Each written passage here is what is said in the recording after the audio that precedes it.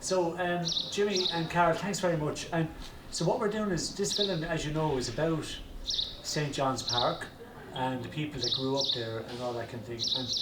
But it's kind of a social history thing, so it's not about facts and figures. It's more got to do with the people and your memories of people living there and what it was like and all that kind of stuff. Yeah. So Jimmy, where were you born first? Henrietta Street. In Henrietta Street. And your parents, were they from Waterford? Oh yeah. Okay. And your dad was obviously Cleary, but what was your mother's maiden name? Gough. Gough. Okay. And so they were married. And what did your dad work at? He was a cattle driver. All right. Was he working on the boats? Well, boats and around the yard and that. Okay. So he was down. He was down on the quays mostly. He was. Okay. And so then, when you were growing up, then what was it like? What was Waterford like? Can you remember when you were a child? Any memories from when you were small? Well, I used to love Waterford. Yeah. Can you remember, where did you go to school? Tillasal. Did you? And was it St. Declan's or Stephen Street? Stephen Street. Okay. And what was it like up there at that stage? It was very good. Was it? Yeah. Do you remember any of the boys that were there at that time? I do, yeah. I wouldn't remember them now. Okay. And the brothers, do you remember any of the brothers up there? Yeah, well, the man that led me, what's his name was? Oh God.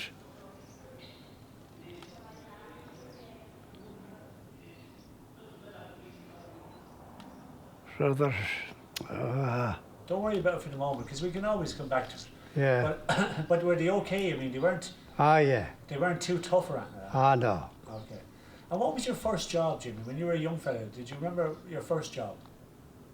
First, when I was a young fella, I used to collect skins. Skins? Yeah. Like animal skins? Skins that you be peeling off of potatoes. All right. And what did you do with them? I used to cook them and that. Okay. That was your first job? Well, I was only a young fella, I was only a baby. And do you remember getting your first wages? Who did you get paid from? What was your first job when you were starting to work? On Clover Meats. All right, you started in Clover Meats when you were a young fella? Oh, I did, yeah. Okay. I worked there all through, I was there 50 years. Okay. So you were there a long time? I was. And did you like working in Clover? I did. What was it like? Was it hard work? Just hard work, all right. Okay. And you used to have to start very early in the morning, didn't you? I have often been at 7 o'clock. Okay. And you'd work Saturdays as well, wouldn't you? You'd often work Saturday, yeah. Yeah. And there was a lot of cleaning to be done over there, you know? Wasn't there an awful lot of washing down and all? Oh, yeah. When you were finished work, you had to clean everything. Oh, they would, yeah. And yeah. it was a big employer, wasn't it? Big employer. Yeah. I was to 600 or 700 working there. Yeah. And it was a mix of fellas from town and fellas from Kilkenny, wasn't it? Well, yeah. And lots of girls as well. Oh, yeah. And so, what was your when you were working in Clover? Like, how would you get over and back from town? On a bike. So cycling, basically. Yeah. I mean, that was before people had cars, wasn't it? I had a car later Later on. in life. Yeah. And at what stage then did where did you meet your own wife? Oh, I met her in town. Okay. Where was she? Where? In Dye Street. Okay, that's where she was from. Yeah. What was her name? Angela Court. Angela. Paddy Court's sister. All right. They were the big football team. Yeah. Football family. Oh, Shamrock Rovers. All right. And So where'd you meet her? Did you meet her at a dance or did you just meet her on the street? Oh, dancing. All right. And where would you go to dances? Oh, down to the Olympia. Okay. And what kind of bands would be playing in the Olympia at that stage? Oh, the best of it, all good bands. Can you remember any? Don't remember them now and that. Okay, that's no problem. And but you always loved music, didn't you? Oh, yeah, loved it. And you're always a fairly handy singer, apparently. I was. And were you in a band? Were you ever in a band yourself, Ron? I had a bit of a band myself one time. Okay. And we gave it up. Yeah. And They were getting too big, you know. and you didn't want the fame. Yeah. And you know when at what stage did you get the house in St. John's Park? I could have had that a long time now. So you were married at that stage. You had children, did you? I was. I think I was anyway. Okay. And then you moved out to St. John's Park. And Yeah. what's your memory of St. John's Park at that stage? Like this was the very early stages. It's always a lovely place. Okay. Yeah. And did you know a lot of people out there? I didn't really until I went out there. Okay. But there was a few fellas out there working in Clover, wasn't there? I do, yeah. And did you get involved in anything out in St. John's Park? Were you involved in anything out there? I was involved in everything. Okay, like what? Like the soccer and everything. Okay. And it was going on out there. You'd be a man to be called upon. Yeah. And I believe you were very involved with the singing pubs and all that. I was, yes. And I think the Brady's, I think, won it a few times, didn't they? Oh, yeah. It was a very big thing in Waterford at that time, wasn't It was big, yeah. And I also heard that in Clover, you were involved in a lot of the committees over there to set up things over there. I was, yeah. What kind of things did you do? Oh, I was everything. Sports, I was into all the soccers. soccer. Were you a handy soccer player yourself? I was handy, yeah. Yeah. What position did you play? Inside left. All right. So would you get a few goals every now and again? Oh, I would, yeah. So you kicked with your left foot? No, No. Okay. I was a right footer. All right. And I played in any of the wings. okay. So you can play either wing. Yeah. And did you play for any of the soccer teams in town? No. Oh, yeah. Who'd you play for? I played for St. Joseph's. All right. And were they handy enough? Oh, they were, yeah. Okay. And where was their pitch? Did they have a pitch? Roger Park. All right, they played in Osier. I think a lot of teams played in Osier at that time. Didn't I did, yeah. they? Yeah. Roger was the best pitch. Okay. And Carol, will we just move to you for a minute just to talk to you? Were you born in St. John's Park? I was 6 months when I came to John's Park. Oh, So it was 1956 okay. I was born. So I was 6 months when we got to John's Park. Yeah. And where did you live before you moved out there? Do you know? I think they lived in Dominic's place in my grandmother's. Dominic's place, yeah. They stayed with my grandfather until they got the house in John's Park. Okay. As far as I know now, that's the only... And what was your earliest memory of St. John's Park growing up? My earliest memory is standing in a cot, and I'm probably about 1.5, and my brother is in the cot with me, and there's nothing on the walls. It's just a brand new house, you know, like that chalky. Yeah. I can still see it pinky. And my uncle Paddy had bought me some kind of a toy, but it fell on the ground. And I can remember in detail the cot, because the cot was a cream mattress with gold stripes, you know, going through it. And the doll was furry, but it was some kind of an animal. But I was crying to get the doll. Oh. But I was only about a year or so, because my mother said you couldn't remember that, but I do. That's the first memory of being in John's Park, for me, do you know? And were you conscious of the fact that your uncle was a great soccer player at that time? Sure, I had a clue. No, but when you were growing up, like, were you conscious? No, I didn't even, like... all passed they'd be you by? all, yeah, just, we knew, like, he was kind of famous, sort of a thing. Yeah. And when he'd come out to the house, like, he was always very decent. He was a beautiful singer, beautiful tenor singer. And so you'd singing on both sides of the family then? yeah. And my Auntie Sheila was a beautiful singer, which was his sister. Go ahead. And when my Yes, father, of course. we used to always go into the Woodman, and they'd all have a sing-song. And even when my uncles come home from England, that'd be Willie, his other brother, and we'd all have a sing-song. We'd all end up singing. We'd all gather up, like, but I would have been the youngest, but they'd be always saying, calling for you to sing, you know what I mean? Okay. Because even though there was 14 of us in it, there was 13 of us alive, every one of them can sing, but they won't get up and sing. There's only myself and Etna will sing, do you know? But I went back to, I used to sing, like, years ago in the church, and I did Tops of the Town and all of that, like, when I was younger.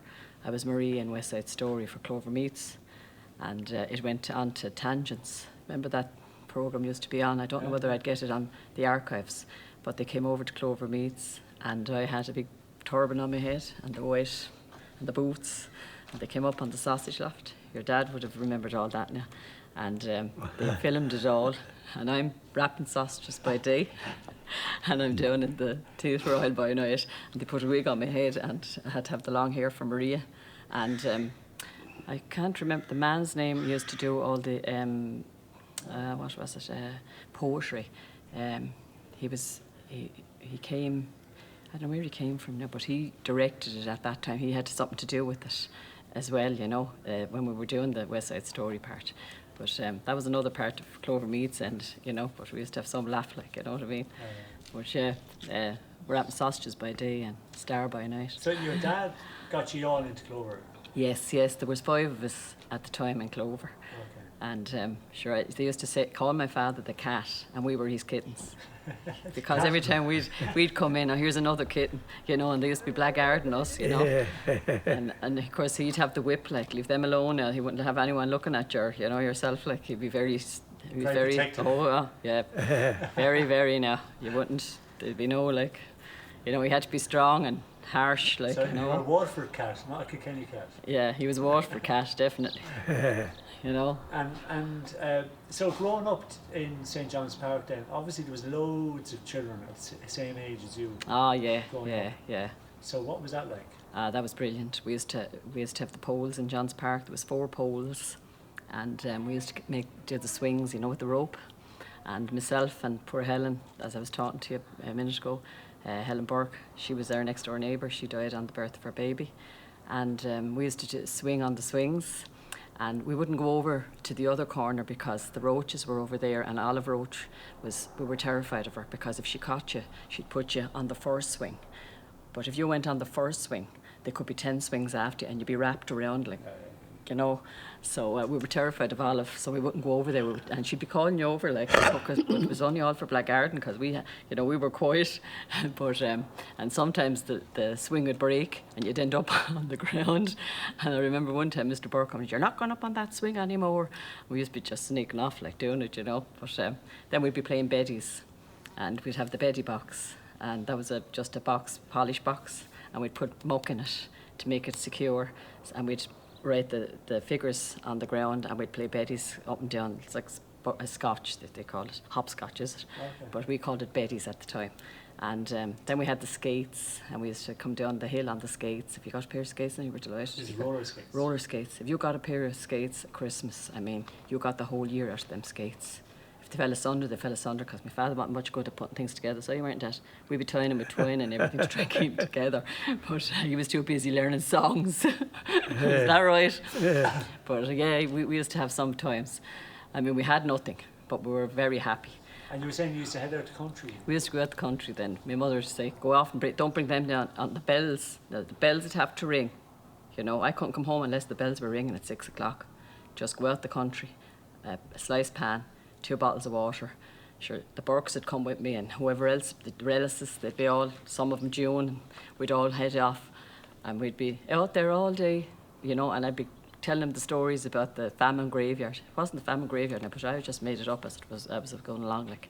So we used to say, like, this is the famine graveyard now, and I'd be saying to the girls, look at all those children died from the famine, they had nothing to eat, and blah, blah, blah. And then I'd bring them up then and say, there's a moving chapel up here now, so be very careful because it's haunted. And we'd be walking along the road and I'd say, now see, like, oh, it's moving. They'd be all getting excited. Oh, I can see it moving now. Sure, it was only moving because they were walking. They thought it was actually moving, you know. So the older girls would be telling stories to you? Yeah, to the younger ones, this is all around Cleary, where we are all now. around Cleary, yeah. And I did the same with my 3 children. I brought them out and I told them the very same story. And my eldest girl went into school one day and she said, no, that's the famine graveyard. And the teacher said, no, Lindsay, that's not the my mother knows, she's out there years. She said it was the famine graveyard, and it is the famine graveyard.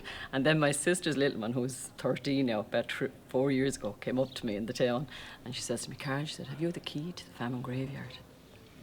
I said, you'll have to go to the corporation for that one now, girl. I said, I don't have it. I said, they have it. I'd love to see it, she said, because her sister, my sister, who was there's only 4 years between my youngest sister and my daughter. So I used to have her as well on the travels. So she was telling her about the famine graveyard and the moving chapel. So the child wanted to know all about the famine graveyard and the moving chapel. But they're still there anyway. They're still there in the little cul-de-sac. When you go down, you'd see that. And your own mother and obviously your dad, Jimmy, they obviously were into singing. But do you remember them singing to you when you were small? Oh, they were always singing. When you'd come in, my father, I remember, you know, a record player, but he had it tied to the light. You know, like the wire was coming up and it was plugged into the top of the light. Yeah. That's my first memory of the records. And it'd be on the kitchen table and you couldn't move or say anything. He'd be off learning, I ran all the way home, wouldn't you? You'd be singing that, and I do the Hucklebuck. Remember that one? And yeah, he'd have all of those, and we'd be up in bed then, because we used to have singing competitions. Be the boys versus the girls. Now, I mean, you can imagine 3 bedrooms and 13 children. So you can imagine the way we were now. So there could have been as many in one bed, do you know? So the boys were in one room, the girls were in the other, and we used to have competitions. It was like the Newton Girls Choir now, like when we'd start singing, you know? But we'd be all singing away, singing ourselves to sleep, you know what I mean? And he'd come out, shut up, I'm trying to learn that song. Do you know what I mean? But yeah. And you're still involved in choirs and all that, aren't you? I am, yeah. I'm in the Sacred Heart Choir, and I'm in the Cathedral Choir. And I'm in the Edmund Rice Choral Society, and I'm in the Musical Society, the New Musical Society. I've been in the last 2 shows in Oklahoma and the one before that. Wow. So, yeah. So I did 3 medals as well. We'll continue on the interview in a minute, but is there any chance that we might sing something together? Well, Dad, do you want to sing a song? I'm not able to sing now. Ah, you will. Sing something. The Wonder of You.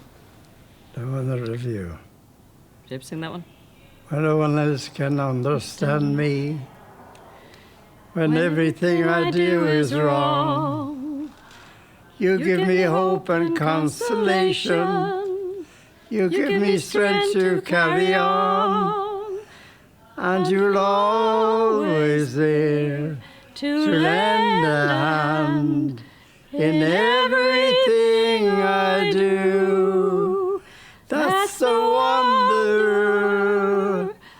wonder of you. And when you smile, the whole world's brighter. You touch my hand and I'm a king. Your kiss to me is worth a fortune. Your love to me means everything. I guess I'll never know the reason why you love me as you do. That's the wonder of you. Oh, you're getting a soprano note.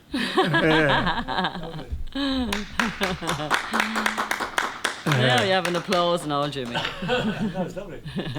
I used to write the song at home in the morning off the paper, and I'd sing it that night in the pub. Go on. You'd learn it. Yeah. So were you good at learning the words and all that? Huh? You were good at learning the words and all that? Oh, I was, yeah. That's great. And would you find yourself even now, Jimmy, singing songs in your head? Find what? Would you find yourself still singing songs inside your head, like? You know, just remembering old songs. Yeah, is the music still in your head, Dad? Oh, yeah. Yeah. Oh, that's good, yeah.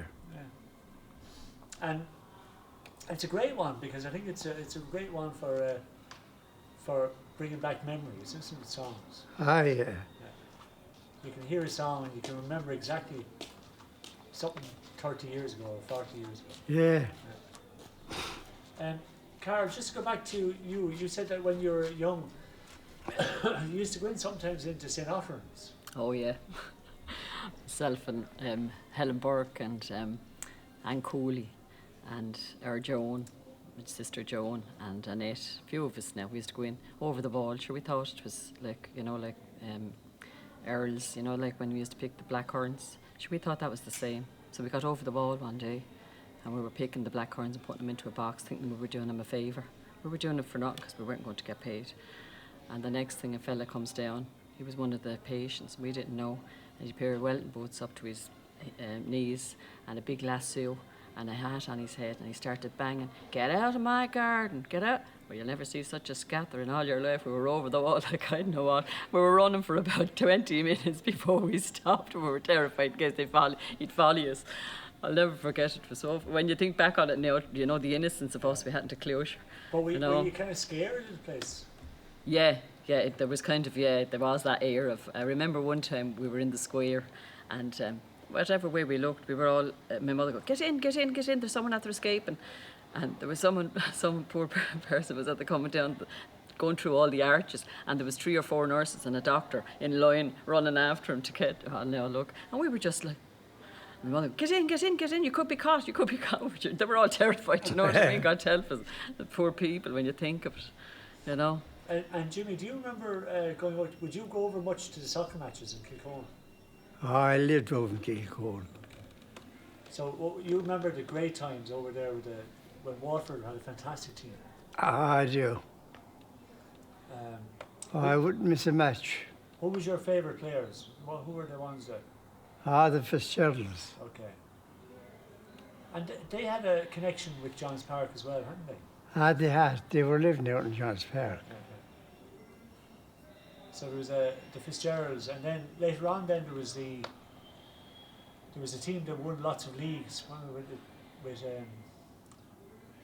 what's the name? They were, I forget them. Johnny Matthews and all that guy. Oh, Johnny Peter Matthews. Thomas and all Yeah, that. yeah. Alfie Hale, Alfie Hale. And all Alfie that. Hale. Shamey. Shamey Cole. And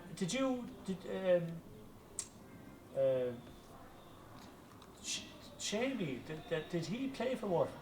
Oh, he did. Okay, before he played for Rovers. He played. No, Paddy played for Rovers. Oh, Paddy played for Rovers. Sorry, Paddy played for Rovers. Sorry. Major played for Rovers, yeah. Did he? He played a couple of games. Oh, did he? Yeah. And would you be one of the fellas that would go through the tin, or would you pay to go into Kilcoen? Played to the team. Did you pay your money to go into Kilcoen, or did you go in through the tin? I went into the tin. Had to pass. Had no money. Keeping it for the price of a few bottles. And where did you have a few bottles? What pub? Brady's. Always Brady's. Okay. Well, it was the Balladin then, wasn't it? It used to be the Balladin. I remember it being the Balladin That's what before it was called. That was the first, yeah. It was the Balladin before it was Brady's. Balladin, yeah. And what was the man's name? Mr. Conway. I was only a child then. Conway, He yeah. owned it all, that block. He owned it O'Regan's as well. Yeah. He bought all that, like. And where was he from, Jimmy? I don't know where he was from. Was he I Waterford forget or- now. No, I don't think it was Waterford. He was outside Waterford, I think. Okay, it's from outside of Waterford. Yeah. Okay. And at that time, everybody used to drink large bottles, wouldn't it? That was the main drink, wasn't it? Still drinks large bottles. There I was drink some myself. Do you still? If you get a chance. If I had the money. You'll have nothing now with Clover closed. Yeah, but there was no nobody had drank pints at that stage. It was all large bottles, wasn't it? Yeah.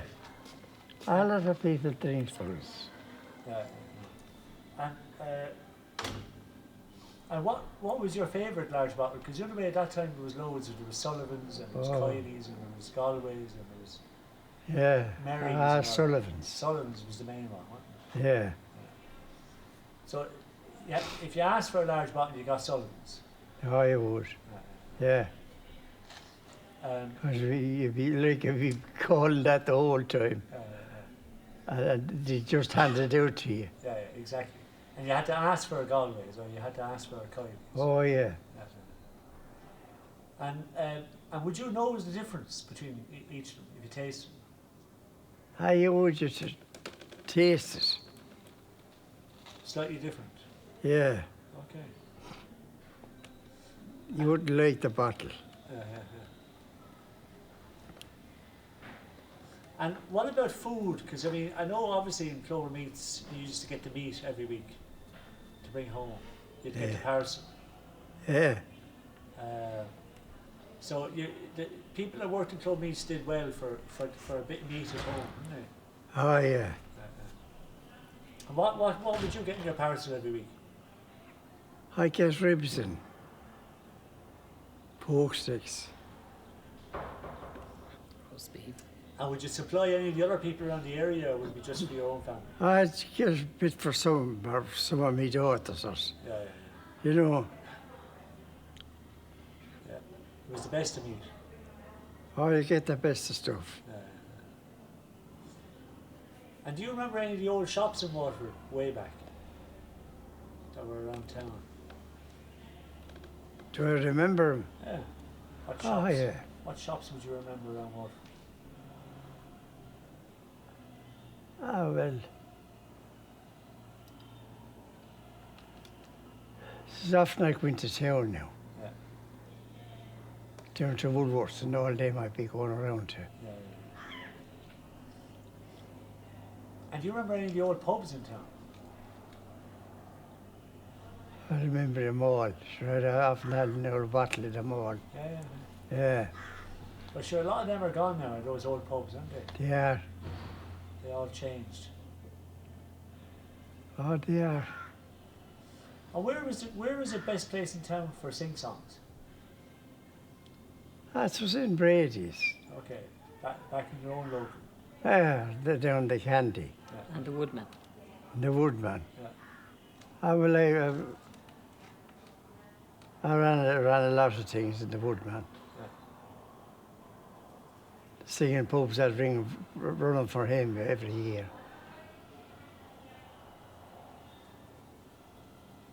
That's when I was there, so kind of breaking up with Brady. Well, not breaking up, just... You had a disagreement. You fell out in love. Yeah. You were pals for years. Ah, You were pals for years. pals, yeah. Yeah, you were. Did you bring my mother up to have Noel when she was having Noel on Christmas Day? Yeah. Brought her up to the home. It is. No one had cars then. Yeah. We were delighted. Well, we weren't delighted that we were having another one, but I mean, I wasn't anyway.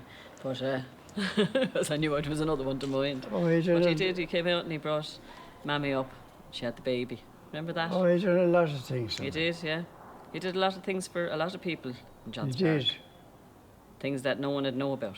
Yeah. You know. I got him to do a lot of things. He did, yeah. Mary was very good as well. Yeah. Yeah, good And people. Carol, you were saying too that you remember the birth of babies. Tell us that story. Mm. I remember there used to be a nun. I think she used to come from Earmount, and it's dark nun now, and she was always dressed in a grey like little habit, and always had a bag in her hand. But she was probably a midwife. I didn't know then what she was, but I thought the child was in the bag. And when she'd come down out of the square, down to the square through the arches, I used to say, "Lovely, she's going into Burke's because they're looking for one, and we have too many. We don't need any." But she'd make a beeline for our house. And when she'd make the beeline and go up the stairs, I knew myself she'd come down with a child for me to hold again to give her the bottle. I used to say, oh, for God's sake, look, okay, they're really looking for one. We don't really need any more. Where are we going to put it? She'd only be gone up the stairs and you'd only hear, yeah, yeah, down then, and hand it to me with a bottle. That was it. Another one to mind. But that's the way it was, like, you know. But I thought the child was in the bag for years. And for the older girls, that was your role, wasn't it? That was your role, yeah. You just took it on board, like Had that to was. mind the children. Yeah, minding, yeah. A lot of minding and, you know, missing in mind. I remember going in a few times, even when to give him the needle. You had to go in where Rice Park is. I think you went over there. There was a place that you had to go down to. I can't remember the name of it now. It was a big place. Like a dispensary. Yeah, a place like that. And I'm sure I was only about 7 or 8. But I'd roll it from John's Park into there. You know, they're big prams now. And when I'd get there, then the women would take the child and put it on my lap, and the child would get the needle. Then they'd fix it back in again. Any women that were sitting around, because they'd know, like, you'd be after coming from a big family, like, and my mother would probably be at home having another one. And yeah, you'd walk back home with the child, do you know? Things like that now, you know, when you think back on it. Then you'd be sent down for the coal. At that time, you got a half thing of coal. You went down with the Tansat. So you went down to Welch's, and the coal was put on the Tansat, and you'd have to roll it up. You often, now there was only, we'll say, O'Regan's and Dials at the time, like shops then. So if they hadn't something in O'Regan's, you had to go to Dials. Often in snow now, I often was sent out, I don't know, many times. There was one year now, there was really bad snow, I'd say I was only about 8 or 9. I thought my legs were going to fall off. But you'd be sent out and you'd have to do the thing. Go up and down and get the messages or whatever you had to get. And I remember another time then, I was so anxious to get home and see Annie Oakley. I broke 2 bottles of milk and I was sitting on the side of the road and I was roaring, and this woman came out. She said, don't be worried, I'll clean it up. I was terrified to go home because I had no milk. They were waiting on the milk, you know. The woman got me the 2 bottles of milk to bring home. You know, she paid, she got it herself. Otherwise I was going to get killed. I was only worried I wanted to go home and see Annie Oakley. The milk didn't bother me. I was missing Annie Oakley at the time, you know. When you think the television was only at coming out then, you know. You'd be waiting until 6 o'clock and you'd be looking at the colours because you'd be waiting for something to come on, you know. And some of the Burkes next door, they didn't have a television at the time, but we were only renting one. And we'd all be sitting around Bat Masterson. Remember him, Dad? We used to be watching him. Bat Masterson. Oh, yeah. Yeah. We used to be sitting around and we'd be watching Bat Masterson and something else, and we'd be delighted with ourselves. And then my father used to, if he was flushed at all, he'd send down for a Big Brother lemonade, wouldn't you? Yeah. And a block of ice cream, and we'd all have a float each. Yeah. So we all thought we were in heaven, weren't we? Yeah. But that was wasn't it? Yeah. That's the way it was, yeah. And talking about meat, he used to bring home the meat, and I'd often see people going in and getting a quarter of luncheon. Sure, we had a roll of luncheon. And we had a tin of corned beef. And we were kind of sick of looking at meat. And my friend across the road, her father worked in Flanagan's. And years later, her mother used to say, oh, Jeannie, Carl, why didn't we meet earlier? Because we could have given you the fish and you could have given us the meat. We could have swapped. And I love fish, you know what I mean? I'm not really a lover of meat. I'd say I saw so much of it. But yeah, she used to be saying, oh, we could have given you the fish. You know? The difference, yeah. You would have had some diet then. And you went, Carol, you went to your side. I did, yeah. And what was that like at that time? It wasn't great, really. You were kind of, how would I say it? At the time, St. Anne's, you know, it was amalgamated, but you were you knew you were from the lower end. You were made, you know what I mean? And you were always kind of told you were stupid. Things like that, now, it wasn't nice. Now, there were some good pints and there were some bad pints. I'm only hoping they fixed up on the bad pints, but like things, you know, as things go along in life, you know yourself, different things change. Sure, I was out of school at 13, I think. I used to go to work when I was 11, myself and my brother, and we'd be taken out and we'd go down to the Munster Express and we'd put put the papers in the inside papers, and we used to do that 2 days a week. And we'd get, I think, 15 shillings or something. Sure, my mother would be waiting on that because there were too many of them there. Do you know what I mean? What he was earning, you know. The rent was more than what they were getting, sure. I think the rent was something like 30 shillings or something like that, was it? It was. It was high. And for what was left then, wouldn't have been, you know, again, you'd do everything, sure you'd be, you know what I mean? Yeah. So there was nothing easy about it. But I mean, we enjoyed it. We were like, you know, I left school at 13 and I went to Raytex. Then I went to the jute factory.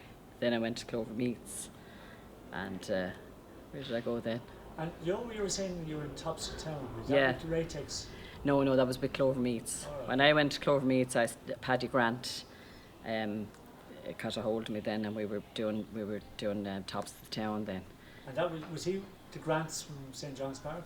Yeah, Paddy was from over. He worked in Clover, and his brother lived in John's Park, and they were all involved in the music as well. You know what I mean? So Paddy used to be doing the Tops of the Town then at that time.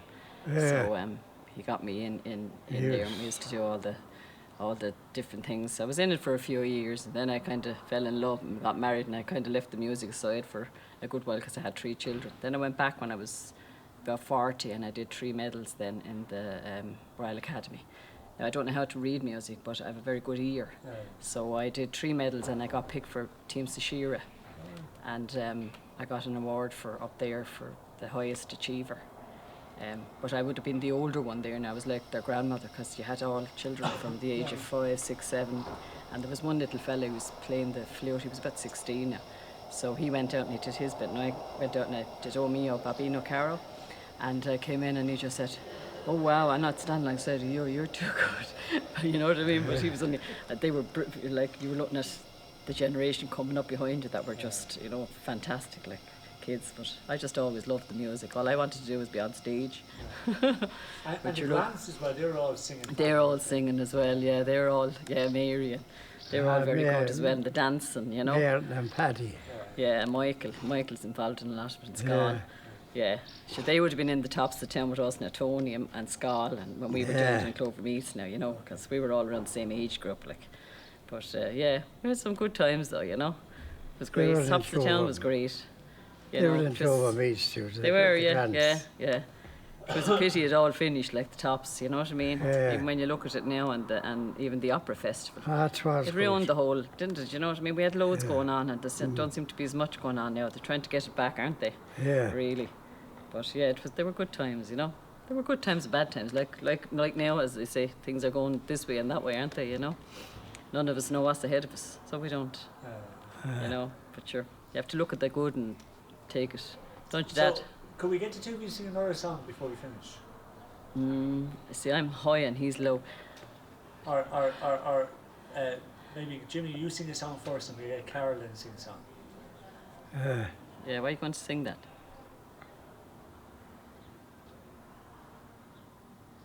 I don't know. I know Candy Store in the Corner. What about that one? I don't, but I forget it. You don't, but candy store on the corner. From the candy store on the corner to the chapel on the hill. 2 younger lovers are longing to go there, and they dream someday they will. They dream someday they will. They dream someday they will walk hand in hand from the candy store to the chapel on the hill. Hey. Yeah. And Carol, give us a song there. I'll take some water and I'll sing something. She can sing one. Oh, she will. She'll sing one. Sure, if she sings with if she plays with Des Manahan, she must be fairly handy now. She sings a lot better than I do. Yeah. I used to be the king before. No, I'm Now before she you. is. Now she is. Yeah. Right, when I say, "O mio Babbiano caro, mi piace bello, bello, vendere porta rosa, a camperola nero, sì, ti voglio andare, e se la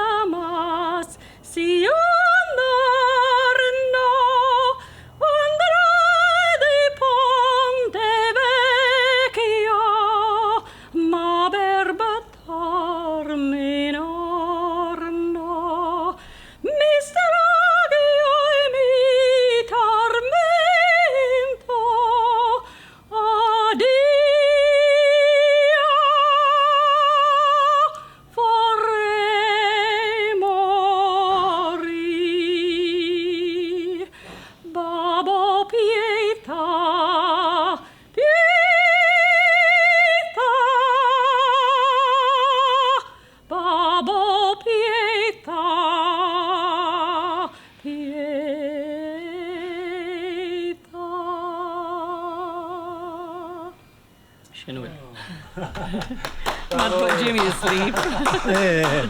That was "Oh My Beloved Father." In English, that is it in English. Okay. So that's appropriate. I'm going to say it to you, write that out and write it in Irish. In Irish? No, that's Italian. I was singing it. You're obviously very fond of your father. Ah, yeah. And when, Sure. when did your mum die?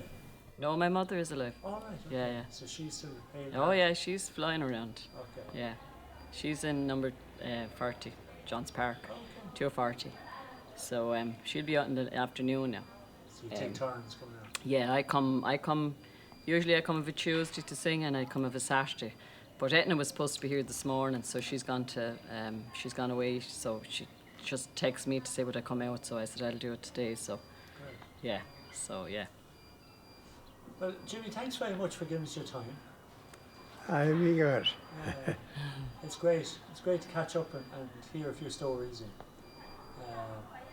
And you're a famous man in St. John's Park. Lots of people talking about you. Oh, he did win the Sacred Heart twice as well. He's on that for the Sacred Heart one. John the Church. The talent. Yeah, Okay. his name is on that twice as well. Okay. He's at the win it more so than anyone, twice. So he's on the little glass thing twice, aren't you, Dad? Yeah. I'll have to wait until I'm old enough to join that one and do that. See will I beat you? What do you think? That's great. Yeah. Ah, yeah, no bother. Dream on, says you. Dream on. So, thanks very much. You're welcome. Not at Thanks, all. Jimmy. Thank you. And thank you. Thanks Thank very you. much. Thank you. Thank you. Thanks, boys.